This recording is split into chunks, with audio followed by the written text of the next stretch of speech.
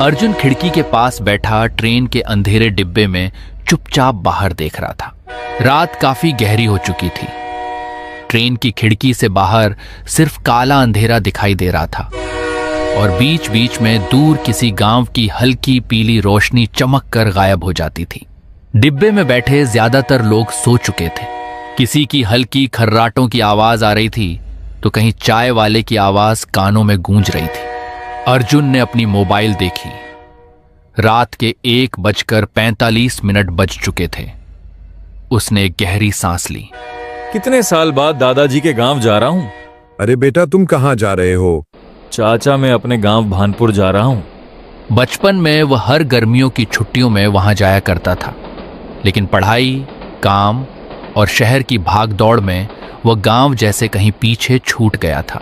इस बार दादाजी की तबीयत ठीक नहीं है, इसलिए पिताजी ने मुझे तुरंत गांव जाने को कहा था। ट्रेन धीरे धीरे अपनी रफ्तार कम करने लगी। बेटा, अगला स्टेशन तुम्हारा ही है शायद। अर्जुन ने सिर हिलाया। जी काका, मुझे यहीं अगले स्टेशन में उतरना है। बेटा, रात बहुत हो गई है, संभल कर जाना। जी काका, शुक्रिया। ट्रेन ने लंबी सीटी मारी और धीरे धीरे छोटे से स्टेशन पर रुक गई। अर्जुन अपना बैग लेकर नीचे उतरा। प्लेटफॉर्म लगभग सुनसान था। कुछ टिमटिमाती लाइटें, दूर बैठे 2-3 कुत्ते और स्टेशन मास्टर के कमरे से आती हल्की रोशनी, बस इतना ही। उसने पीछे घूम के ऊपर लगी घड़ी की ओर देखा। ठीक रात के 2 बजे थे। हवा में अजीब सी ठंडक थी। स्टेशन शहर जैसा नहीं था। यहां सन्नाटा भी जैसे आवाज करता था। अर्जुन प्लेटफॉर्म से बाहर की ओर बढ़ा। उसे उम्मीद थी कि बाहर कोई ऑटो मिल जाएगा और वह सीधे दादाजी के गांव पहुंच जाएगा, लेकिन बाहर आकर उसका चेहरा उतर गया। पूरा स्टेशन रोड खाली पड़ा था। दूर दूर तक बस अंधेरा ही छाया हुआ था और दूर कहीं पेड़ों की सरसराहट और सड़क पर फैली पीली रोशनी दिखाई दे रही थी। अर्जुन ने इधर उधर देखा। स्टेशन के बाहर फैली सुनसान सड़क को देखकर उसके मन में हल्की बेचैनी होने लगी। इतनी रात हो गई पर स्टेशन पर एक भी ऑटो नहीं। अब गांव तक कैसे जाऊंगा? अर्जुन ने एक गहरी सांस ली और सड़क के किनारे खड़े होकर चारों तरफ देखने लगा। कितनी देर और इंतजार करूंगा? अंधेरे में रास्ता साफ दिखाई नहीं दे रही। जितनी देर यहां इंतजार करूंगा उतनी लेट होगी। इससे अच्छा मैं पैदल ही चला जाऊं। समय धीरे धीरे बीतने के साथ थकान और बढ़ रही थी। हर गुजरते मिनट के साथ सन्नाटा और गहरा होता जा रहा था। तभी थोड़ी दूर अंधेरे में उसे एक आदमी खड़ा हुआ दिखाई देता है। अंधेरा ज्यादा होने के कारण उसका चेहरा साफ दिखाई नहीं दे रहा था। वह आदमी लाल धोती कुर्ता पहने था। उसकी लंबी सफेद मूछें थीं और आंखें अंधेरे में भी अजीब तरह से चमकती सी लग रही थीं। वह बिल्कुल शांत खड़ा अर्जुन को देख रहा था। अर्जुन कुछ पल रुका, फिर धीरे धीरे उसके पास गया। वह जितना उसका करीब जा रहा था, धीरे धीरे उसका चेहरा और साफ दिखाई दे रहा था। जब वह पास पहुंचा, सामने एक बूढ़ा आदमी खड़ा हुआ था। उसकी उम्र लगभग 60 या 65 साल का होगा। बाबा, यहाँ से भानपुर जाने के लिए कोई ऑटो मिलेगा क्या? बूढ़ा आदमी कुछ सेकंड तक उसे बिना पलक झपकाए देखता रहा, फिर धीमी आवाज में बोला, बेटा, रात के 2 बजे यहाँ कोई ऑटो नहीं मिलता। अर्जुन थोड़ा असहज हो गया। लेकिन मुझे गांव पहुंचना बहुत जरूरी है। दादाजी अकेले हैं, उन्होंने ही बुलाया है। बूढ़ा आदमी ने हल्की मुस्कान दी, लेकिन उस मुस्कान में कुछ अजीब था। जरूरी काम अक्सर रात में ही बुलाते हैं। दिन में तो लोग सिर्फ बहाने बनाते हैं। अर्जुन उसकी बात सुनकर थोड़ा चौंका, लेकिन चुप रहा। तो अब क्या करूं चाचा? गांव यहां से कितना दूर है? ज्यादा दूर नहीं। अगर हिम्मत हो तो पैदल चला जा सकता है। अर्जुन ने पीछे मुड़कर सुनसान सड़क की तरफ देखा। चारों ओर सिर्फ अंधेरा था। कुछ पल के लिए उसके मन में वापस स्टेशन पर रुक जाने का विचार आया, लेकिन दादाजी की घबराई हुई आवाज उसे बार बार याद आ रही थी। बेटा, जाना है तो जल्दी चलो, देर मत करो। उसने बैग को थोड़ा कसकर पकड़ा और बूढ़े आदमी की तरफ देखा। अगर पैदल जाना ही पड़े तो मुझे रास्ता बता दीजिए चाचा। बूढ़ा आदमी ने हल्का सा मुस्कान दी, जैसे वह पहले से यही जवाब सुनने का इंतजार कर रहा हो। रास्ता बताने से बेहतर है मैं खुद साथ चल देता हूँ। रात गहरी है और इस रास्ते को हर कोई नहीं समझ पाता। नहीं चाचा, आप क्यों तकलीफ करेंगे? बेहतर होगा आप मुझे रास्ता बता दीजिए। कुछ रास्ते ऐसे होते हैं बेटा जहां अकेले चलना ठीक नहीं होता। उसकी आवाज में ऐसी गंभीरता थी कि अर्जुन ने आगे कुछ नहीं कहा। दोनों धीरे धीरे सुनसान सड़क पर चलने लगे। स्टेशन की हल्की रोशनी अब पीछे छूट चुकी थी। सामने सिर्फ लंबी खाली सड़क थी। अर्जुन ने कई बार पीछे मुड़कर देखा, लेकिन हर बार सिर्फ अंधेरा ही दिखाई देता। कुछ देर तक दोनों चुपचाप चलते रहे। सिर्फ कदमों की आवाज थी। चाचा, आप यहीं रहते हैं क्या? हाँ, बहुत साल पहले मैं यहीं रहता हूँ। लेकिन चाचा, मैंने आपको पहले कभी नहीं देखा। जो लोग देर से लौटते हैं वही मुझे देख पाते हैं। अर्जुन उसके जवाब को समझ नहीं पाया। उसने बात बदलने की कोशिश की। चाचा, मेरा गांव भानपुर है। दादाजी का नाम राम प्रसाद है, शायद आप जानते होंगे। बूढ़ा आदमी अचानक रुक गया। उसके कदम रुकते ही अर्जुन भी ठिठक गया। बूढ़ा आदमी ने धीरे से उसकी तरफ देखा। राम प्रसाद? जी चाचा, आप जानते हैं उन्हें? कुछ पल तक बूढ़ा आदमी चुप रहा। हवा और ठंडी लगने लगी। बहुत पुराने आदमी हैं। बहुत कुछ देखा है उन्होंने और बहुत कुछ छुपाया भी है। छुपाया? क्या मतलब? बूढ़ा आदमी फिर चलने लगा। कुछ बातें रात खुद बता देती हैं। इंसानों को बोलने की जरूरत नहीं पड़ती। अब अर्जुन के मन में बेचैनी बढ़ने लगी थी। दादाजी ने अचानक बुलाया। ये अजीब बूढ़ा आदमी और उसकी रहस्यमयी बातें, सब कुछ किसी अनजाने डर की तरफ इशारा कर रहा था। रास्ता अब और सुनसान हो गया था। दूर दूर तक कोई घर नहीं, कोई आवाज नहीं, सिर्फ हवा और कभी कभी किसी उल्लू की आवाज। चलते चलते अचानक दूर एक हल्की रोशनी दिखाई दी। अंधेरे के बीच वह पीली रोशनी किसी उम्मीद जैसी लग रही थी। चाचा, वहां वो क्या है? बूढ़ा आदमी ने बिना देखे जवाब दिया।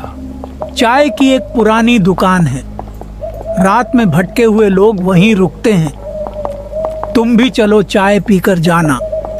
जैसे जैसे वो आगे बढ़े, वह जगह साफ दिखाई देने लगी। एक सुनसान मोड़ पर सड़क के किनारे टीन की छत वाली एक छोटी सी चाय की टपरी थी। बाहर एक पुरानी लालटेन टंगी हुई थी, जिसकी लौ हवा में कांप रही थी। सामने एक पुरानी लकड़ी की बेंच पर एक बूढ़ी औरत बैठी थी। उसके सफेद बाल बंधे हुए थे, चेहरे पर गहरी झुर्रियां थीं और हाथ में मिट्टी का कुल्हड़ था, जिससे वह धीरे धीरे चाय पी रही थी। बगल में एक पुरानी बेंच पर एक आदमी चुपचाप बैठा था, सिर थोड़ा झुका हुआ, हाथ आपस में जुड़े हुए और चेहरे पर अजीब सी गंभीरता। वो बिना हिले अर्जुन को देख रहा था। आओ बेटा, यही जगह है, बैठ जाओ। चाचा, ये लोग इतनी रात में यहाँ क्यों हैं? कुछ लोग रात के लिए जागते नहीं, रात उनका इंतजार करती है। अर्जुन बहुत थका हुआ था और आकर बेंच पर बैठ गया। अरे अर्जुन, देर हो गई। रास्ता ढूंढने में परेशानी हुई क्या? अर्जुन एक पल के लिए ठिठक गया। आप मुझे जानते हैं? इस रास्ते से जो भी आता है उसकी खबर पहले ही मिल जाती है। अर्जुन अब चुप था। वह बस उस आदमी को देख रहा था। तभी चाय वाले ने कहा, जो कब से चुप था, उसकी आवाज गहरी थी। शहर से आए हो शायद, चेहरा बता रहा है। जी, मैं भानपुर जा रहा हूं। दादाजी ने बुलाया है। भानपुर? जी, मुझे भानपुर जाना है। चाय वाले का चेहरा लालटेन की आधी रोशनी में था। आंखें गहरी और चेहरा ऐसा जैसे बहुत कुछ जानता हो। वहां तक पहुंचने वाले लोग अक्सर रास्ते से ज्यादा अपने अतीत से डरते हैं। आप लोग आखिर ऐसी बातें क्यों कर रहे हैं? मैं सिर्फ अपने दादाजी के पास जा रहा हूं। बेंच पर बैठा आदमी हल्का सा मुस्कुराया। हर कोई यही सोचकर आता है कि वो सिर्फ किसी से मिलने जा रहा है, लेकिन कुछ जगहों पर लोग नहीं, किस्मत इंतजार करती है। अर्जुन ने गहरी सांस ली। अब वो खुद को रोक नहीं पाया। एक बात बताइए, रात के 2 बजे इस घने जंगल के बीच ये चाय की दुकान क्यों खुली है? यहां कौन आता है? उसके सवाल के बाद अचानक सब चुप हो गए। लालटेन की लौ एक बार तेज हुई, फिर धीमी पड़ गई। बेटा, यहां वो लोग आते हैं जो रास्ता भटक जाते हैं, और वो भी जिन्हें रात खुद बुलाती है। मुझे कोई रात बात ने नहीं बुलाया, मुझे मेरे दादाजी ने बुलाया है। बेंच पर बैठा आदमी हल्का सा मुस्कुराया। अर्जुन को अब अजीब सा महसूस होने लगा था। एक अनजानी डर उसके मन में घर कर चुकी थी। बाहर अचानक तेज हवा चली, लालटेन जोर से हिली, और उसी पल टपरी के पीछे किसी औरत के रोने की धीमी आवाज सुनाई दी। अर्जुन के हाथ से लगभग कुल्हड़ छूट ही गया। उसने घबराकर पीछे अंधेरे जंगल की तरफ देखा। यह आवाज कैसी थी? वहां कौन है? कोई औरत रो रही है क्या? कुछ पल के लिए टपरी में फिर से सन्नाटा छा गया। बेटा, रात के अंधेरे में बहुत सी आवाजें सुनाई देती हैं। हर आवाज सच नहीं होती। लेकिन चाचा, मैंने साफ सुना कोई रो रहा था। कभी कभी थका हुआ मन भी आवाजें बना लेता है। शायद तुम्हारा वहम होगा। अर्जुन ने फिर पीछे देखा। अब वहां सिर्फ अंधेरा था, गहरा, चुप और डरावना अंधेरा। हवा फिर चलने लगी। पेड़ों की शाखाएं ऐसे हिल रही थीं जैसे कोई उनमें छिपकर धीरे धीरे हंस रहा हो। अर्जुन ने जल्दी से अपना बैग उठाया। नहीं, मुझे अब चलना चाहिए, दादाजी इंतजार कर रहे होंगे। भानपुर का रास्ता यहीं से सीधा है ना? बूढ़ा आदमी ने बिना कुछ कहे हाथ से सामने की पगडंडी की तरफ इशारा किया। सीधा चलते जाओ, लेकिन पीछे मुड़कर मत देखना। अर्जुन एक पल के लिए रुक गया। लेकिन पीछे मोड़ने से क्या होगा? क्योंकि कुछ चीजें सिर्फ पीछे से ही दिखाई देती है। अर्जुन का गला सूख गया। उसने कुछ नहीं कहा, बस तेज कदमों से टपरी से बाहर निकल गया। रात और गहरी हो चुकी थी। अर्जुन तेज तेज कदमों से चलने लगा। उसके कानों में अब भी वही रोने की आवाज गूंज रही थी। उसने कई बार महसूस किया जैसे कोई उसके पीछे चल रहा हो, लेकिन चाय वाले की बात याद आते ही उसने पीछे मुड़ने की हिम्मत नहीं की। अर्जुन सिर्फ चलता रहा, ठंडी हवा और दिल की तेज धड़कन। कुछ देर बाद दूर उसे अपने गांव भानपुर की पहली हल्की रोशनी दिखाई दी। वह राहत की सांस लेते हुए लगभग दौड़ पड़ा। थोड़ी ही देर में वह अपने दादाजी के पुराने घर के सामने खड़ा था। पुराना लकड़ी का दरवाजा, आंगन में तुलसी चौरा और बरामदे में जलता हुआ एक छोटा सा दीपक। अर्जुन ने जल्दी जाकर दरवाजा खटखटाया। अंदर से दादाजी की आवाज आई। कौन? इतनी रात को कौन आया है? दादाजी, दरवाजा खोलिए, मैं आया हूं अर्जुन। दरवाजा तुरंत खुला। सामने दादाजी खड़े थे।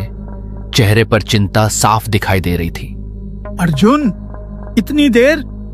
तुम ठीक तो हो ना बेटा?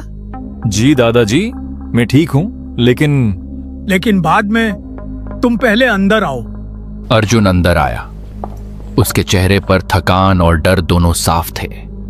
दादाजी, रास्ते में मेरे साथ बहुत अजीब चीज हुई। दादाजी का चेहरा गंभीर हो गया। दोनों अंदर कमरे में बैठे थे। बाहर ठंडी हवा चल रही थी। दादाजी अर्जुन के सामने खट पर बैठे थे। उनके चेहरे पर अर्जुन को लेकर चिंता साफ दिखाई दे रही थी।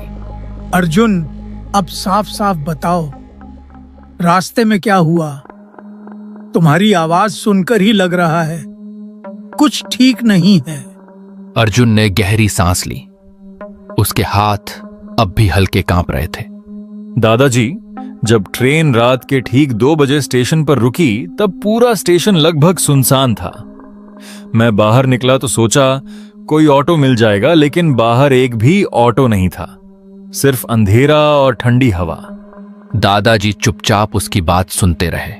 अर्जुन ने पूरी बात साफ साफ दादाजी को बताया। पूरा किस्सा सुनते सुनते दादाजी के चेहरे का रंग बदल गया। उनकी आंखों में साफ डर दिखाई देने लगा। कुछ देर तक वे बिल्कुल चुप बैठे रहे। दादाजी, आप कुछ बोल क्यों नहीं रहे? क्या आप उन लोगों को जानते हैं? दादाजी ने धीरे धीरे सिर उठाया। उनकी आवाज भारी हो चुकी थी। अर्जुन, उस रास्ते पर रात के बाद कोई नहीं जाता। लेकिन दादाजी, मैं तो उसी रास्ते से आया था। दादाजी ने तुरंत उसकी बात काट दी और सीधा खिड़की के पास चले गए। कुछ देर वो खिड़की के बाहर घने अंधेरे की तरफ देखते रहे।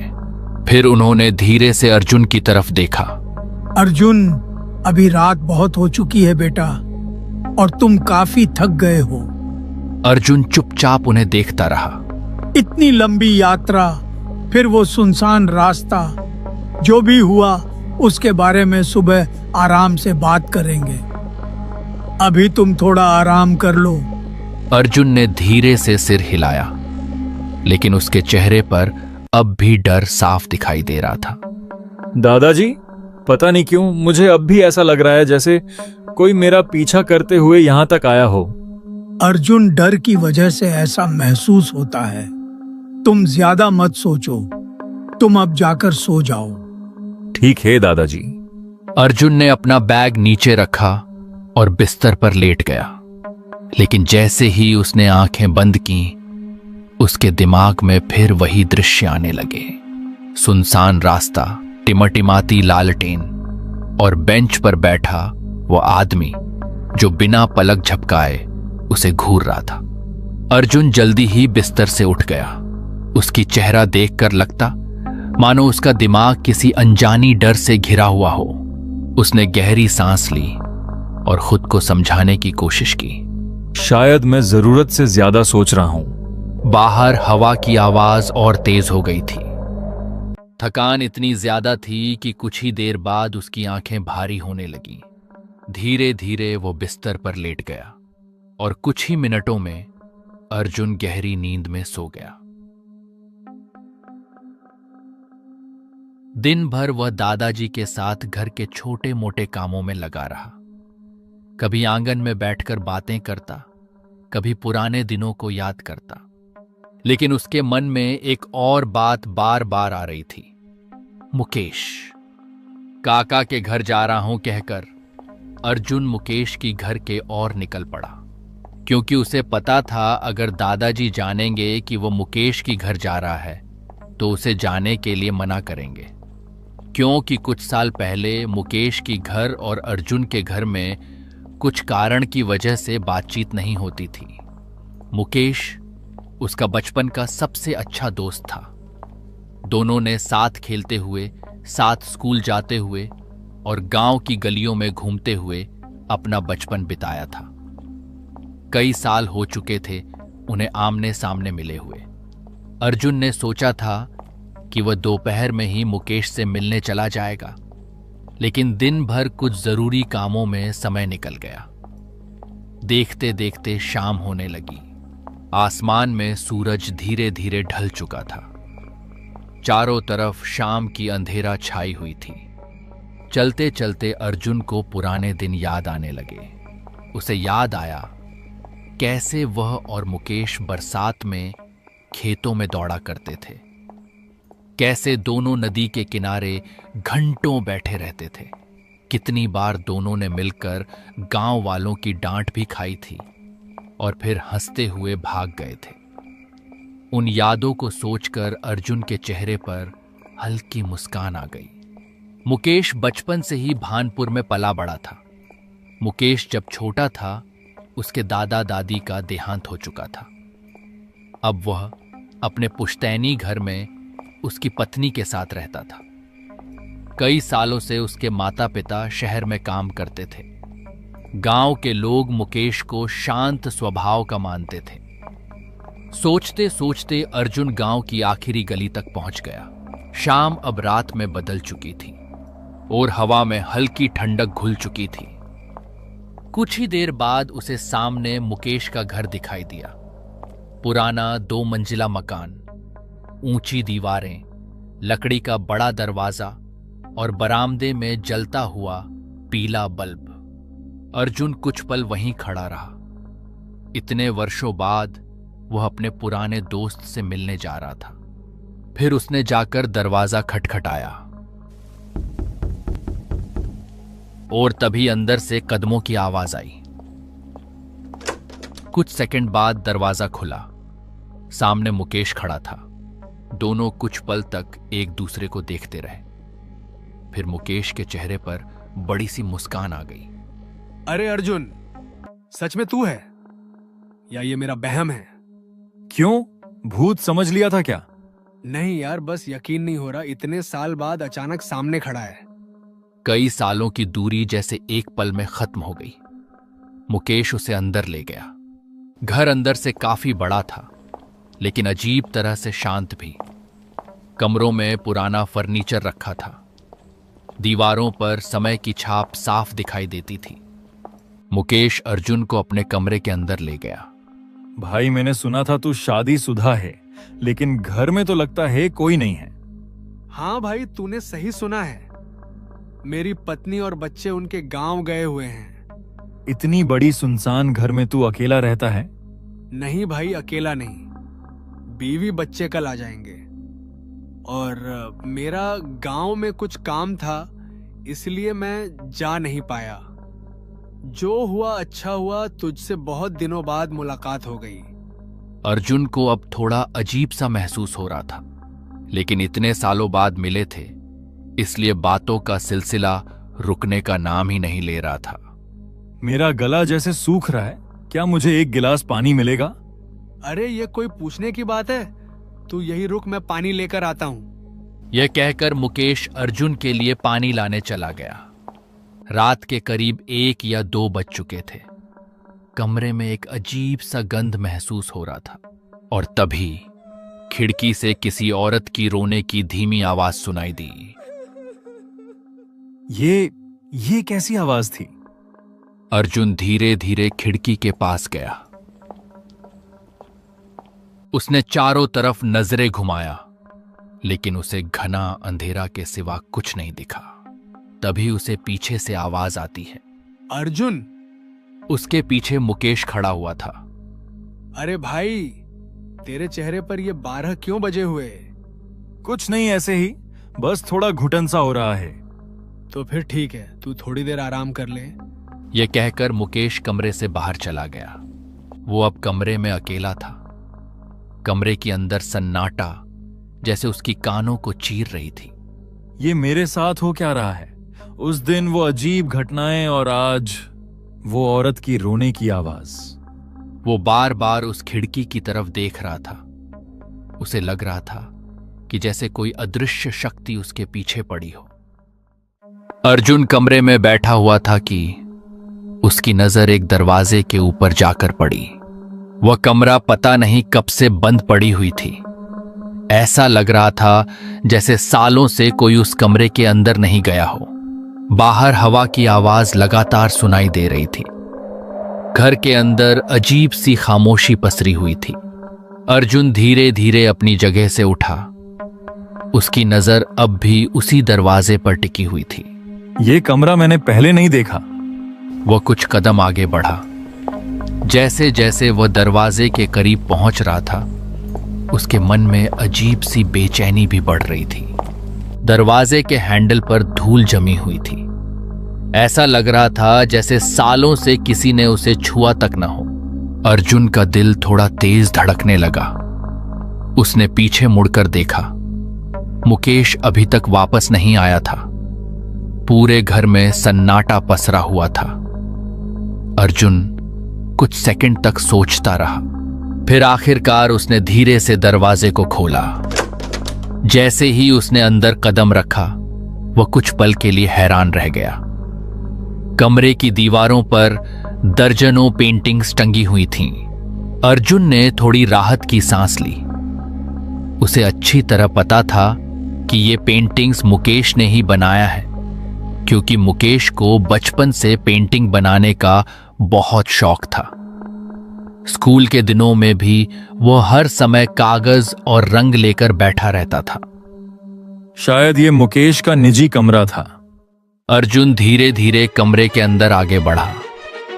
जमे हुए धूल को साफ करके अर्जुन बार बार से पेंटिंग्स को देख रहा था। तभी उसकी नजर दीवार पर टंगी हुई 3 फोटो पर पड़ती है।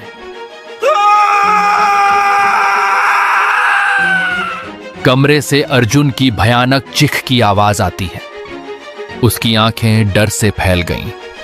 चेहरा बिल्कुल सफेद पड़ गया। डर के मारे वह पीछे हट गया। उसकी सांसें बेकाबू हो चुकी थीं। दिल इतनी तेजी से धड़क रहा था जैसे सीने से बाहर निकल आएगा, और फिर बिना एक पल भी रुके कमरे से बाहर भाग पड़ा। उसकी दिल की धड़कन इतनी ज्यादा थी कि जोर जोर से सुनाई दे रहा था। अर्जुन तेजी से गलियारे से दौड़ा। मुख्य दरवाजा खोला था। वो घर से बाहर निकल गया। पीछे से मुकेश की आवाज सुनाई दी, लेकिन अर्जुन ने पीछे मुड़कर नहीं देखा। वह बस भागता रहा। गांव की गलियों में अंधेरा फैल चुका था। भागते समय रास्ता साफ दिखाई नहीं दे रहा था। कई बार उसका पैर पत्थरों से टकराया। कई बार वो गिरते गिरते बचा, लेकिन उसके मन में सिर्फ वही तीसरी तस्वीर घूम रही थी। वह लगातार भागता रहा। उसकी सांसें तेज हो चुकी थी। सीना बुरी तरह ऊपर नीचे हो रहा था। ऐसा लग रहा था जैसे उसका दिल किसी भी पल जवाब दे देगा, लेकिन डर उससे भी तेज था। किसी तरह भाग के अर्जुन अपने दादाजी के घर पहुंच जाता है। दादाजी दरवाजा खोलिए, दादाजी, दादाजी दरवाजा खोलिए, दादाजी। दादाजी दरवाजा खोल के बाहर आए। वो अर्जुन को देखकर हैरान हो गए।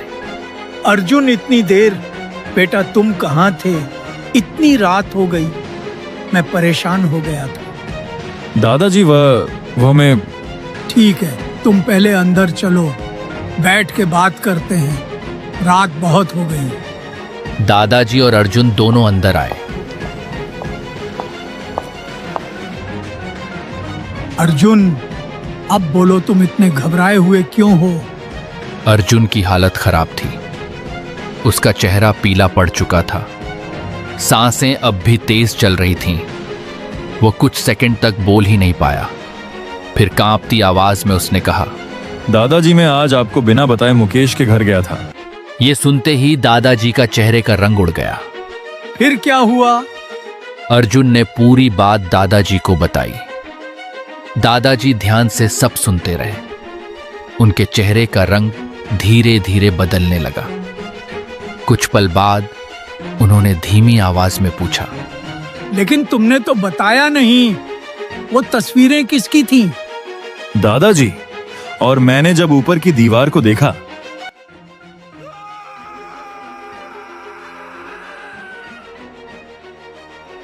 और दादाजी, मैं वहां से जल्दी भाग आया। यह बात सुनते ही दादाजी के रोंगटे खड़े हो गए। लेकिन अर्जुन, तुमने तो 3 तस्वीरें बोले थे। वह तीसरी तस्वीर किसकी थी? अर्जुन के होंठ कांपने लगे।